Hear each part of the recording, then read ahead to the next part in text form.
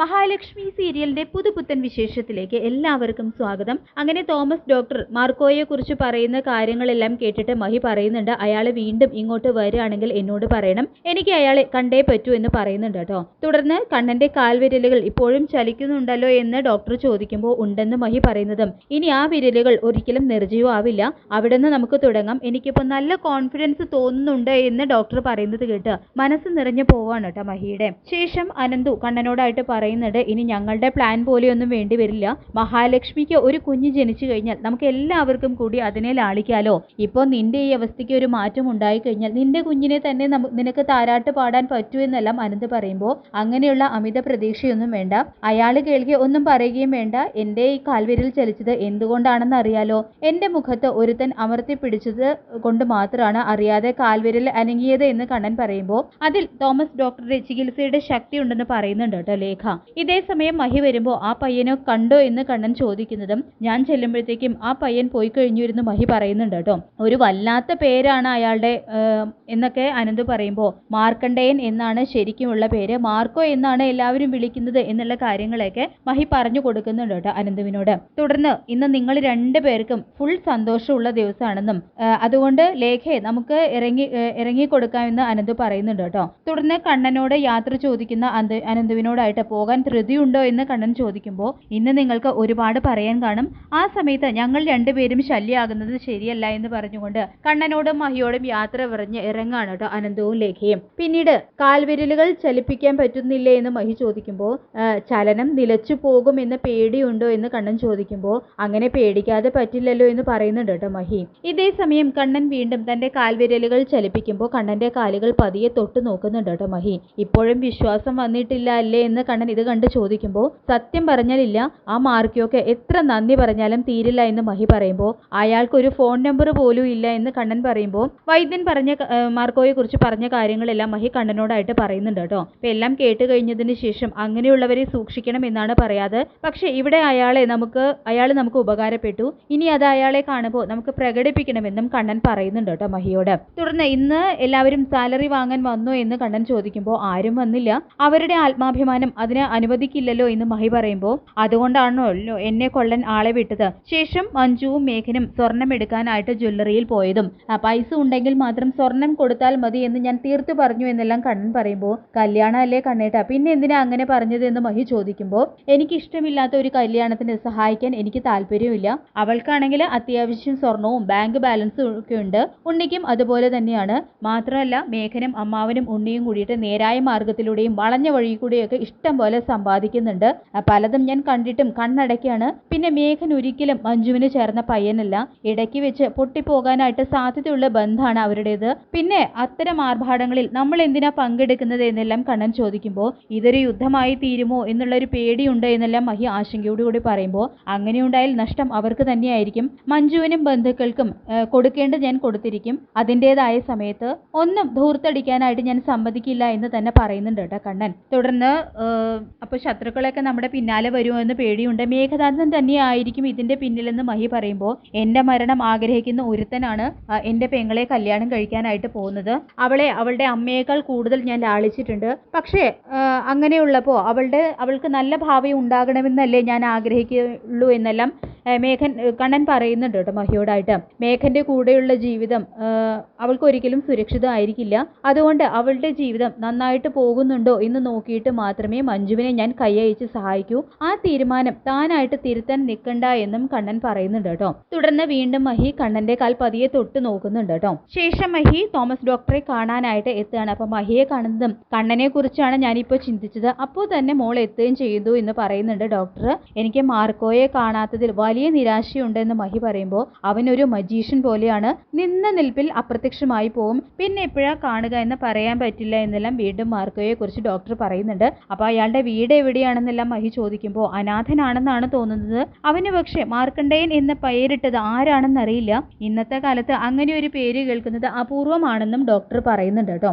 എന്തായാലും അവൻ കാരണം പലർക്കും ആയുസ് നീട്ടി കിട്ടിയിട്ടുണ്ടെന്നും ഡോക്ടർ കൂട്ടിച്ചേർക്കുന്നുണ്ട്. തുടർന്ന് മഹി പറയുന്നുണ്ട്, ഗുണ്ടകൾ തന്നെ തട്ടിക്കൊണ്ടു പോകാൻ ശ്രമിച്ചതും അവിടെ വെച്ച് എന്നെ ഒരു ചെറുപ്പക്കാരൻ വന്ന് രക്ഷിച്ചു, അയാൾക്ക് എന്നെ പറ്റി ഒക്കെ അറിയാം, ഞാൻ പക്ഷേ അയാളെ ആദ്യമായിട്ട് കാണുമായിരുന്നു, പിന്നീട് ഒരു തവണ കൂടി കൂടി അയാളെ ഞാൻ കണ്ടു. പേരും അഡ്രസ്സൊക്കെ ചോദിച്ചപ്പോൾ അയാൾ ഒന്നും പറഞ്ഞില്ല. അത് ഈ മാർക്കണ്ഡേയൻ തന്നെയാണോ എന്ന് സംശയമുണ്ടെന്ന് മഹി പറയുമ്പോൾ അങ്ങനെ നന്മയുള്ളവർ നമ്മുടെ ചുറ്റിലുമുണ്ട്. സമ്പത്തുള്ള ബന്ധുക്കളേക്കാൾ നമ്മളെ മനസ്സിലാക്കുന്ന സുഹൃത്തുക്കളാണ് നമ്മുടെ സമ്പാദ്യം എന്ന് ഡോക്ടർ പറയുമ്പോൾ സാറ് പറഞ്ഞത് 100% ശരിയാണ്.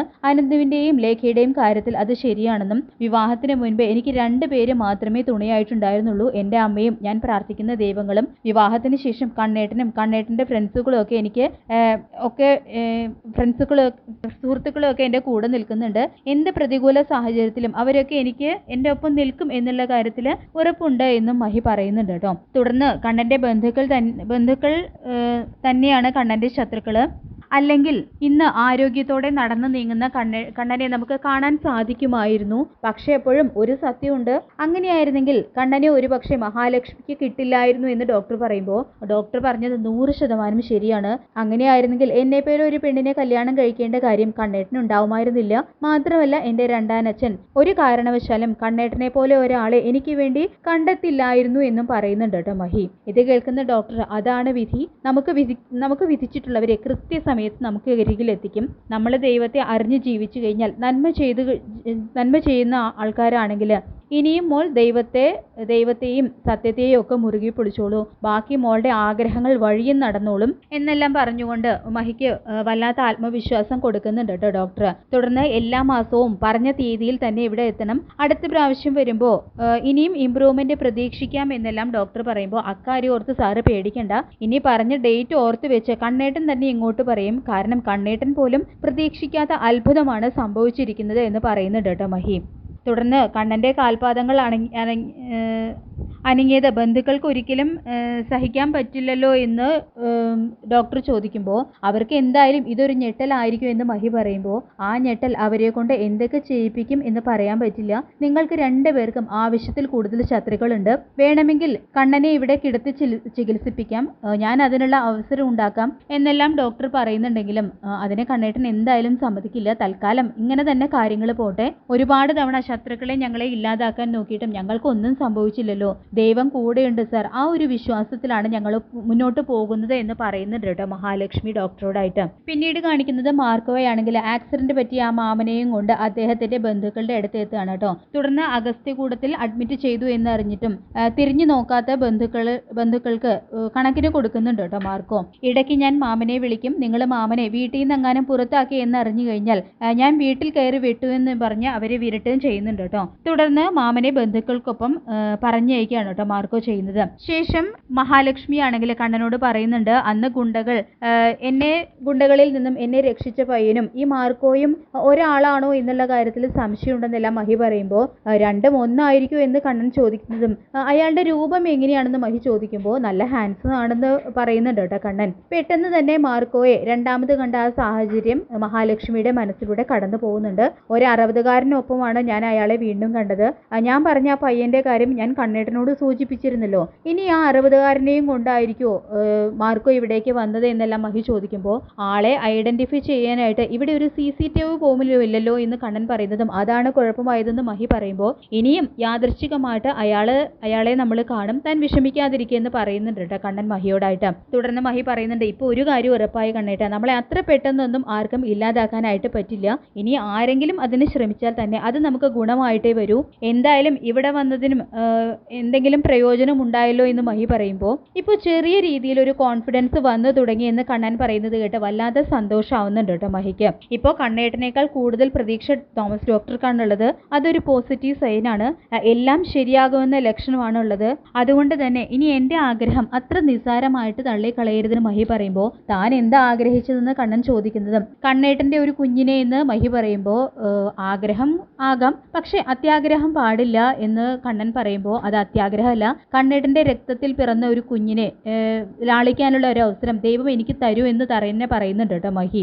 ഈ വിരലൊന്ന് അനങ്ങിയത് കണ്ടിട്ടാണോ താൻ ഇങ്ങനെ സ്വപ്നം കണ്ടുകൂട്ടുന്നത്, കുന്നോളം ആഗ്രഹിച്ചിട്ട് അത് നടക്കാതെ പോയാൽ നിരാശയും സങ്കടമൊക്കെ ഉണ്ടാകും എന്ന് കണ്ണൻ പറയുമ്പോൾ നമ്മുടെ കാര്യത്തിൽ ദൈവം ചിലതൊക്കെ കുറിച്ചു വെച്ചിട്ടുണ്ട്, അത് അതുപോലെ തന്നെ സംഭവിക്കും എന്ന് പറയുന്നുണ്ട് കേട്ടോ മഹി. നമുക്ക് എന്തെങ്കിലും നല്ല കാര്യം നടന്നു കഴിഞ്ഞാൽ അത് നമ്മുടെ എതിരാളികൾക്ക് ദുഃഖമാണ്, അതുകൊണ്ട് ഉടനെയൊന്നും ഇതാരെയും വിളിച്ചു പറയണ്ട എന്ന് പറയുന്നുണ്ട് കേട്ടോ മഹി. ഇക്കിയോടായിട്ട് കണ്ണൻ. ഇവിടെ വന്ന് ചികിത്സ കഴിഞ്ഞാൽ ഒരു പുരോഗതിയും ഉണ്ടാവില്ല എന്നല്ലേ എൻ്റെ രണ്ടാനമ്മ ഉൾപ്പെടെ പലരും പറഞ്ഞിരിക്കുന്നത്. അതുകൊണ്ട് തന്നെ അവിടെ എത്തിയതിന് ശേഷം ഈ കാൽവിരൽ ചലിപ്പിച്ച് കാണിച്ചു കൊടുക്കാം എന്ന് കണ്ണൻ പറയുമ്പോൾ അത് അവർക്ക് വലിയ ഷോക്കായിരിക്കും എന്ന് മഹി പറയുമ്പോൾ അങ്ങനെ ഷോക്ക് വന്നു കഴിഞ്ഞാൽ നമ്മളെ ഇല്ലാതാക്കാനായിട്ട് അവർ പലതും ശ്രമിക്കുമെന്ന് പറയുന്നുണ്ട് കേട്ടോ കണ്ണൻ. തുടർന്ന് ഒരു ശക്തി നമ്മുടെ കൂടെയുണ്ട്, അതുകൊണ്ട് തന്നെ അവരെത്രയൊക്കെ അതിന് ശ്രമിച്ചാലും അവർക്കൊന്നും ചെയ്യാൻ കഴിയില്ല എന്ന് കണ്ണൻ ആത്മവിശ്വാസത്തോടെ പറയുന്നത് കേട്ട് ചിരിക്കുന്ന മഹാലക്ഷ്മിയെ കാണിച്ചുകൊണ്ടാണ് ഈ എപ്പിസോഡ് പൂർണ്ണമാവുന്നത്. ഈ റിവ്യൂ ഇഷ്ടപ്പെട്ടെങ്കിൽ ലൈക്ക് ചെയ്യുക, ചാനൽ കൂടി ഒന്ന് സബ്സ്ക്രൈബ് ചെയ്യുക.